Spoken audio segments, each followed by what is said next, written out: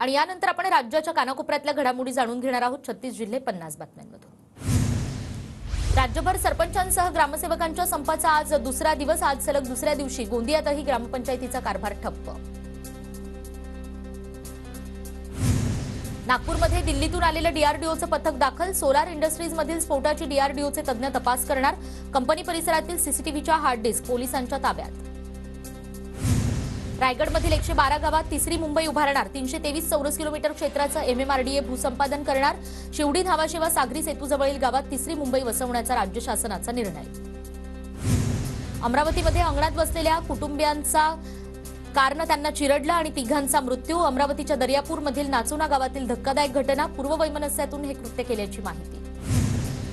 शनिशिंगणापूर संस्थानचं विशेष ऑडिट होणार। सचिव दर्जाच्या अधिकाऱ्याची नेमणूक करून संस्थानातील भ्रष्टाचाराची चौकशी होणार। उपमुख्यमंत्री देवेंद्र फडणवीस यांचं विधान परिषदेत आश्वासन। एसटी बस स्थानकांचा एमआयडीसीकडून होणार कायापालट। 600 कोटींचा सामंजस्य करार। मुख्यमंत्री शिंदे आणि उपमुख्यमंत्री फडणवीसांच्या उपस्थितीत सामंजस्य करार। विदर्भातील नागपूर, यवतमाळ आणि गोंदियात पारा घसरला। तापमान 9 अंशांपर्यंत घसरलं। डिसेंबरच्या शेवटच्या आठवड्यात राज्यात थंडी वाढण्याची हवामान विभागाची शक्यता। कोरोना भत्त्यापासून एसटी कर्मचारी वंचित। कोरोना काळात काम करणाऱ्या कर्मचाऱ्यांना प्रतिदिन 300 रुपये कोरोना भत्ता देण्याबाबत दुर्लक्ष। योग्य कार्यवाहीचे एसटी प्रशासनाचे आदेश। पुण्यामध्ये महाविकास आघाडीकडून 27 डिसेंबरला शेतकरी मोर्चाचं आयोजन। केंद्र सरकारच्या शेतकरी विरोधी धोरणांचा निषेध करणार। मोर्चाचं नेतृत्व सुप्रिया सुळे आणि अमोल कोल्हेंकडे।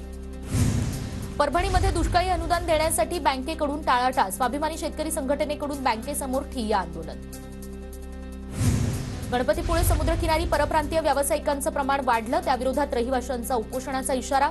26 जानेवारीला 4 रहिवासी उपोषणाला सुरुवात करणार।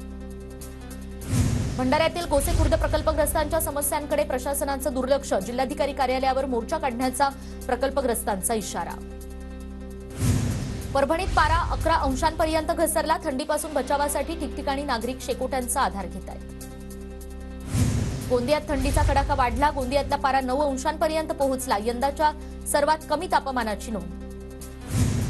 भंडाऱ्यात पारा 11 अंशांपर्यंत घसरला। गेल्या 2 दिवसांपासून तापमानात मोठी घट, तर पारा आणखी घसरण्याची शक्यता।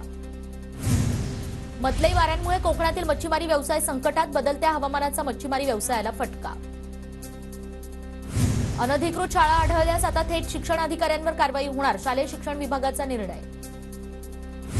पुण्याच्या पुरंदरमध्ये चारा डेपो सुरू करण्याची भाजप किसान मोर्चाची मागणी। चारा डेपो सुरू करण्यासाठी किसान मोर्चाच्या वतीनं तहसीलदारांना निवेदन।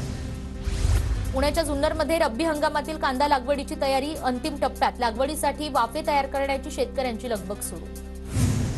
पिंपरी चिंचवडमध्ये कोरियन ब्लॉगरसोबत काही गावगुंडांचं गैरवर्तन। व्हिडिओ व्हायरल झाल्यानंतर गुंड भरत हुसनुसळे याला अटक।